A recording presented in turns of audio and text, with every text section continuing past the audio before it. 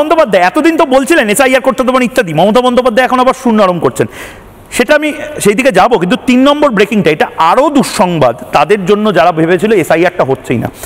3 নম্বর খবর যেটা খুব নির্দিষ্ট করে সূত্রের খবর, আমি নাম বলতে চাই না, তৃণমূল কংগ্রেসের একটা বড় অংশ সূত্রের খবর, তারা অলরেডি প্রস্তুতিও নিয়ে ফেলেছে। আমি আবারও বলছি, আমি নাম বলছি না, সূত্রের খবর, বাংলায় এসআইআর নিয়ে মৌখিক বার্তাও চলে গেছে বিডিওদের কাছে। সূত্রের খবর, সমস্ত ফাইল প্রস্তুত রাখার নির্দেশও চলে গেছে নবান্ন থেকে।